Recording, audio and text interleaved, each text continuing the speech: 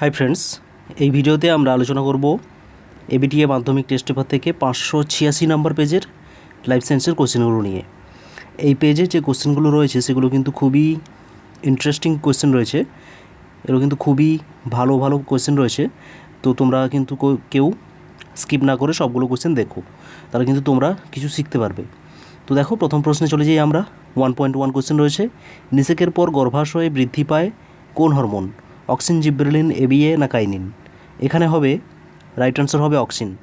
দেখো, নিষেকের পর গর্ভাশয়ে অক্সিনের পরিমাণ বাড়ে, এর ফলে অক্সিনের পরিমাণ বাড়ার জন্য কোষের আকার আয়তন বৃদ্ধি পায় ও ফলের সৃষ্টি হয়। ঠিক আছে, তো এই জন্য এখানে অক্সিনের পরিমাণ বাড়ে। তারপর রয়েছে কিটোন বডি উৎপন্ন হয় কোথায়? কিটোন বডি আমাদের শরীরে উৎপন্ন হয় যকৃতে। আর কিটোন বডি উৎপাদনে সাহায্য করে কে? গ্লুকাগন। এর জন্য তাকে বলা হয় কিটোজেনিক হরমোন। আর অ্যান্টিকিটোজেনিক হলো ইনসুলিন। ঠিক আছে, তো তারপরের প্রশ্ন, নেজিল দানা যেটি সংশ্লেষে সাহায্য করে, নেজিল দানা কী কাজ করে? প্রোটিন সংশ্লেষে সাহায্য করে। কেন করে না তোমরা জানো, নেজিল দানাকে বলা হয় রাইবোনিউক্লিয় প্রোটিন। নেজিল দানার মধ্যে রাইবোনিউক্লিয় প্রোটিন রয়েছে কিছু। তো এখানে যেহেতু রাইবোনিউক্লিয় অর্থাৎ রাইবোজোম দানাও যুক্ত থাকে, তার জন্য এখানে প্রোটিন সংশ্লেষ হয়ে থাকে। নেক্সট রয়েছে, পতঙ্গের সংস্পর্শে সূর্য শিশিরের কোর্সিকাগুলিতে যে চলন দেখা যায়। পতঙ্গের সংস্পর্শে, এটা তোমরা জানো, সূর্য শিশিরে কেমোন্যাস্টিক চলন দেখা যায়। অপশান বিতে রয়েছে, তো এটা হবে রাইট অ্যান্সার অপশান বি। 1.5, মানুষের চোখের লেন্সটি কী রকম? এটাও তোমরা জানো, দ্বি উত্তল, অর্থাৎ এইরকম, এদিকটাও উত্তল আর অপর দিকটাও উত্তল, এটাকে বলা হয় দ্বি উত্তল।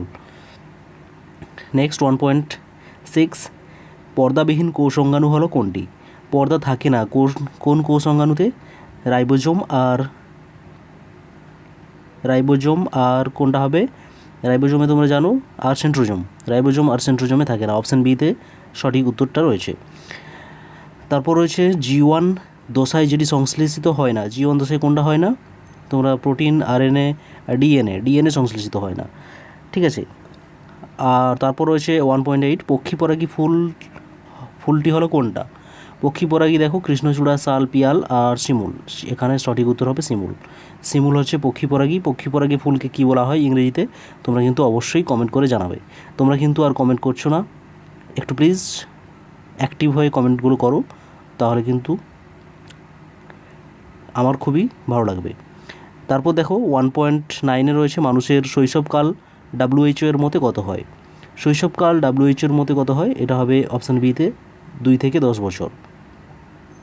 তারপর রয়েছে মাইক্রোপ্রোপাগেশন এর সঠিক ধাপটি কোনটা হবে? মাইক্রোপ্রোপাগেশনে জানো তোমরা, প্রথমে এক্সপ্ল্যান্ট আমরা ব্যবহার করি, সেখান থেকে ক্যালাস তৈরি হয়, ক্যালাস থেকে এমব্রয়েড, তারপর প্ল্যান্টলেট। এটা কোথায় রয়েছে? এটা রয়েছে অপশান ডিতে, explant, callus, embryoid, plantlet. Option D right answer. তারপর সন্ধ্যা মালতীর বিশুদ্ধ লাল ও বিশুদ্ধ লালের জিনোটাইপ দেওয়া আছে ক্যাপিটাল আর, বিশুদ্ধ সাদার দেওয়া আছে WW ক্যাপিটাল দুটোই। হলে গোলাপি ফুলের জিনোটাইপ কী হবে? তো দেখো, এই দুটোর সংকরায়নে F1 জনুতে যেটা তৈরি হয় সেখানে কী হবে? লালের একটা বৈশিষ্ট্য থাকবে আর সাদার একটা বৈশিষ্ট্য থাকবে, আর W হবে, তাহলে আর ক্যাপিটাল W, তাহলে এখানে হবে অপশান বি রাইট আনসার। 12তে রয়েছে, দুটি লম্বা মোটর গাছের সংকরায়ন ঘটিয়ে F1 জনুতে কোনো বেঁটে গাছ পাওয়া গেল না, তাহলে জনিত্রী গাছ দুটি কী রকম ছিল? দেখো, এটা ভালো করে লক্ষ্য করো, দুটি লম্বা মোটর গাছের সংকরায়ন করা হয়েছে, তো সেখানে কিন্তু তাদের সংকরায়নে বেঁটে মোটর গাছ পাওয়া যায়নি, তাহলে যে দুটো গাছের মধ্যে সংকরায়ন করা হয়েছিল সেই দুটো গাছের কীরকম ছিল? এখানে অপশান এতে রয়েছে বিশুদ্ধ লম্বা। বিশুদ্ধ লম্বা হলে কীরকম হবে? Capital T. এখান থেকে সবগুলোই ক্যাপিটাল হবে, অর্থাৎ এখান থেকে বেঁটে পাওয়া যাবে না, এটা ঠিক হচ্ছে, তাহলে অপশান এ সঠিক। অপশান বিতে দেখো, বিশুদ্ধ লম্বা ও সংকর লম্বা। বিশুদ্ধ লম্বা কী আছে? ক্যাপিটাল টি, সংকর লম্বা ক্যাপিটাল টি, স্মল টি। এখান থেকে দেখো, তাহলে প্রথমে হবে ক্যাপিটাল টি, তারপর capital T, small tea, capital T, তারপর হবে ক্যাপিটাল টি, স্মল টি। তো এখানেও কিছু বেঁটে মোটর গাছ পাওয়া যায়নি, সবগুলোই লম্বা পাওয়া গেছে, তাহলে এটাও সঠিক হবে। তাহলে অপশান এ ও অপশান বি সঠিক। অপশান সিতে যেটা রয়েছে, বিশুদ্ধ লম্বার সঙ্গে বিশুদ্ধ বেঁটের যদি সংকরায়ন করা হয়, তাহলে বিশুদ্ধ লম্বা ক্যাপিটাল টি, বিশুদ্ধ বেঁটে স্মল টি, তাহলে এখান থেকে ক্যাপিটাল স্মল, তারপরে আবার ক্যাপিটাল স্মল, তারপর আবার ক্যাপিটাল স্মল, আবার ক্যাপিটাল স্মল। এখানেও কোনো বেঁটে মটর গাছ পাওয়া যাবে না। তার মানে এখানে হবে সবগুলোই হতে পারে, সবগুলোই জিনোটাইপ হতে পারে ওই জনিত্রী গাছ দুটির। তাহলে অপশান ডি সঠিক হবে। 1.13-তে রয়েছে কোন তথ্যটি সঠিক নয়? প্রকট বৈশিষ্ট্য প্রকাশের জন্য এক জোড়া ফ্যাক্টরের প্রয়োজন হয়। তো দেখো, প্রকট বৈশিষ্ট্য যখন প্রকাশ পাবে সেখানে এক জোড়া ফ্যাক্টর প্রয়োজন হয়, নাও হতে পারে। একটা যদি ক্যাপিটাল থাকে আর একটা স্মল থাকে, সেখানে এক জোড়া প্রকটের তো দরকার নেই, কিন্তু তখনও সেটা প্রকাশ পায়, তাহলে এটা ভুল হবে। তারপরে যেটা রয়েছে, ডিপ্লয়েড জীবে ফ্যাক্টর জোড়ায় জোড়ায় অবস্থান করে। ডিপ্লয়েডে তো অবশ্যই জোড়ায় জোড়ায় থাকবে। গ্যামেট গঠনকালে ফ্যাক্টরগুলো পৃথক হয়ে যায়, এটাও সঠিক, তোমরা সূত্রে পড়েছো। তারপর রয়েছে ফ্যাক্টর লোকাসে অবস্থান করে, এটাও সঠিক। মেন্ডেল যেটাকে ফ্যাক্টর বলেছিল সেটাকে পরে জানা গেছে যে জিন। তাহলে জিন লোকাসে অবস্থান করে, এটা সঠিক হচ্ছে। তাহলে সঠিক হবে না, অপশান এ। 1 পয়েন্ট। তারপরে 14 দাগের কোশ্চেন, এক সংখ্যর জননে মেন্ডেলিয়ান টেস্ট ক্রসের অনুপাত কত? তোমরা জানো মেন্ডেলের যে টেস্ট ক্রসের অনুপাত সেটা 1:1, এটা এক সংখ্যর জননের ক্ষেত্রে। আর দ্বিসংখ্যর জননের ক্ষেত্রে হয় 1:1:1:1, অর্থাৎ দুটো 2, দুটো 1 আর 4টা 1। ঠিক আছে, দুটো 1 এক সংখ্যরের জন্য আর 4টা 1 দ্বিসংখ্যরের জন্য। নেক্সট 15তে, মানুষের সংযুক্ত কানের লতি বৈশিষ্ট্যটি যে প্রকার জিন দ্বারা নিয়ন্ত্রিত হয়। সংযুক্ত কানের লতি, এটা কি হবে? অটোজোমাল প্রচ্ছন্ন, অটোজোমাল বাহিত প্রচ্ছন্ন জিন। তাহলে অপশান বিতে রাইট আনসার হয়ে যাবে।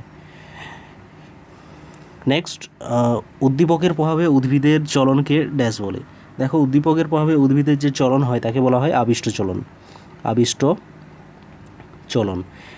নেক্সট রয়েছে, কোষগহ্বর সৃষ্টি করে কোষের আয়তন বৃদ্ধি করে ড্যাশ হরমোন। এটা তো অক্সিন হবে। অক্সিন কোষগহ্বরের আয়তন বাড়িয়ে কোষের আয়তন বাড়ায়। তারপর মস্তিষ্কের ড্যাশ মাস্টার গ্রন্থির ক্ষরণ নিয়ন্ত্রণ করে। মস্তিষ্কের হাইপোথ্যালামাস, সেটা মাস্টার গ্রন্থি, তার ক্ষরণকে নিয়ন্ত্রণ করে, এই জন্য তাকে বলা হয় master of master gland. Next রয়েছে 2.4, অশর্করা থেকে শর্করা সংশ্লেষকে কী বলা হয়? অশর্করা থেকে শর্করা সংশ্লেষকে বলা হয় গ্লুকোনিওজেনেসিস, গ্লুকোনিওজেনেসিস।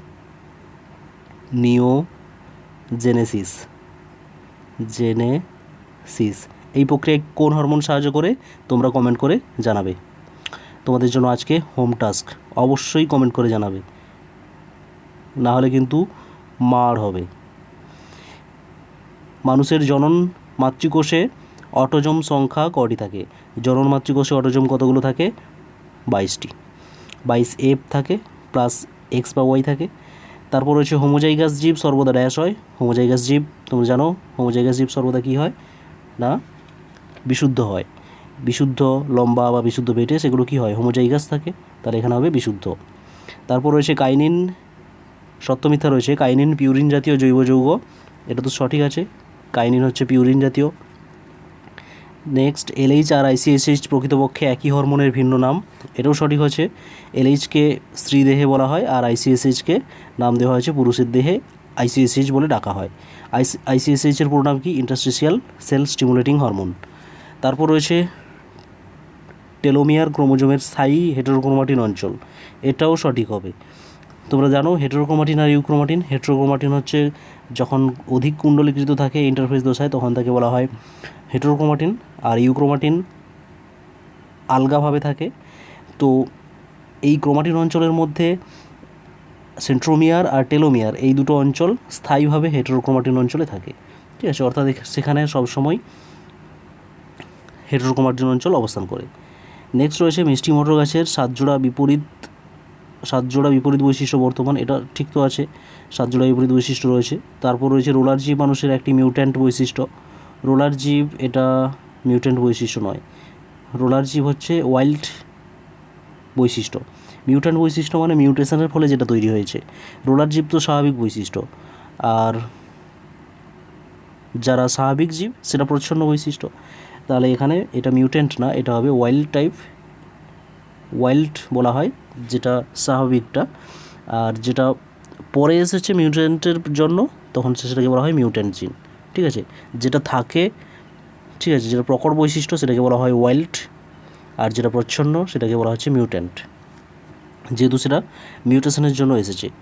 তারপর রয়েছে 2,4-D, মুকুলের অকাল মোচন রোধ করে না কিন্তু আগাছা দমন করে, এটা সঠিক রয়েছে। 2,4-ডির পুরো নাম তোমরা জানো। তারপর রয়েছে এখানে স্তম্ভ। সাইক্লিন, দেখো সাইক্লিন কী হবে, সাইক্লিন বা সাইক্লিন ডিপেন্ডেন্ট কাইনেজ তোমরা পড়েছো, কোষ বিভাজনের কোষ চক্রে ছিল, সেগুলো কোষ চক্রের নিয়ন্ত্রক হিসাবে কাজ করে, তাহলে এখানে কোষ চক্রের সঙ্গে কোষ বিভাজন রাইট অ্যান্সার হয়ে যাবে। অফসেট রয়েছে, অফসেটের বাংলা মানে কি, খর্বধাবক, ঠিক আছে। তো এবার বুঝতে পারছো অফসেটের বাংলা মানে খর্বধাবক, মানে এটা হবে কচুরিপানা। সোরাস হচ্ছে ফার্নের রেণুস্থলীগুলো, সেগুলোকে বলা হয় সোরাস। ফার্নের যে পাতাটা, সেই পাতার উল্টো দিকে থাকে। টরুলা দশা ইস্টে দেখা যায়। টরুলা হচ্ছে একটা প্রাণী, সেই প্রাণীর মতো দেখতে লাগে ইস্টের কোরকোদ্গমের সময়, তার জন্য একে বলা হয় টরুলা। কোরক রয়েছে, হাইড্রাতে তৈরি হয়। আর ইমাস্কুলেশন রয়েছে, ইমাস্কুলেশন তো শঙ্করায়নের সময় করা হয়, পুংকেশরকে কেটে বাদ দেওয়া হয়। নেক্সট রয়েছে বিসদৃশ্য, হিমোফিলিয়া, থ্যালাসেমিয়া, প্রোটোনোপিয়া, ট্রাইটানোপিয়া। এখানে দেখো, এখানে কোনটা আলাদা হবে, এখানে একটু প্রবলেম আছে। হিমোফিলিয়া তো এক্স ক্রোমোজোম, থ্যালাসেমিয়া অটোজোম, প্রোটোনোপিয়া মানে লাল বর্ণান্ধতা হচ্ছে এক্স ক্রোমোজোম, ট্রাইটানোপিয়া হচ্ছে সবুজ বর্ণান্ধতা, নীল বর্ণান্ধতা। ট্রাইটানোপিয়া বা সায়ানোপিয়া হলো নীল বর্ণান্ধতাও কিন্তু অটোজোম। এখানে ট্রাইটানোপিয়া হতো না, ট্রাইটানোপিয়ার বদলে ডিউটোরোনোপিয়া হতো, তখন হয়ে যেত থ্যালাসেমিয়া আলাদা। এখানে কিন্তু আলাদা হবে না, ঠিক আছে, এইটা তোমরা কারেকশন করে নিও। তারপর আছে SRY জিনটি মানুষের কোন ক্রোমোজোমে থাকে। SRY কথার অর্থ কী, SRY কথার অর্থ হলো sex determining region of Y, মানে ওয়াই ক্রোমোজোম। তাহলে এখানে sex determining region of Y মানে ওয়াই ক্রোমোজোম, তো এটা থাকবে কোথায়, ওয়াই ক্রোমোজোমে থাকবে, যেটা হচ্ছে লিঙ্গ নির্ধারণে সাহায্য করে। তারপর হচ্ছে অগ্নাশয়ের বিটা কোষ ক্ষতিগ্রস্ত হলে কোন প্রকার মধুমেহ রোগের সম্ভাবনা বাড়ে। এটা কী হবে, ডায়াবেটিস মেলিটাস, ঠিক আছে, ইনসুলিন এর অভাব দেখা দেবে, তার জন্য ডায়াবেটিস মেলিটাস হবে। কাকে মস্তিষ্কের রিলে সেন্টার বলা হয়, এটা তো তোমরা জানো, এটা হবে থ্যালামাস। তারপর অঙ্কুরিত বীজে কোন প্রকার কোষ বিভাজন ঘটে, অঙ্কুরিত বীজে মাইটোসিস কোষ বিভাজন হবে। ক্রিস ক্রস উত্তরাধিকার কাকে বলে, এটা তোমরা জানো, একটা কোনো জেনেটিক বৈশিষ্ট্য, জেনেটিক রোগ, সেটা পিতার থেকে কন্যার থেকে তার পুত্রে এইভাবে সঞ্চারিত হয়, আর মার থেকে পুত্র থেকে আবার তার কন্যাতে সঞ্চারিত হয়, এটাকে বলা হয় ক্রিস ক্রস ইনহেরিটেন্স। তারপর রয়েছে আইসোগ্যামি, উগ্যামি, সিনগ্যামি, অ্যানাইসোগ্যামি। এটা তো তোমরা দেখতেই পাচ্ছ সিনগ্যামির ভাগগুলো। তারপরে শেষ কোয়েশ্চেন রয়েছে অ্যালিল হচ্ছে বেটসন, তো জিন কী হবে, জিন হবে জোহানসন।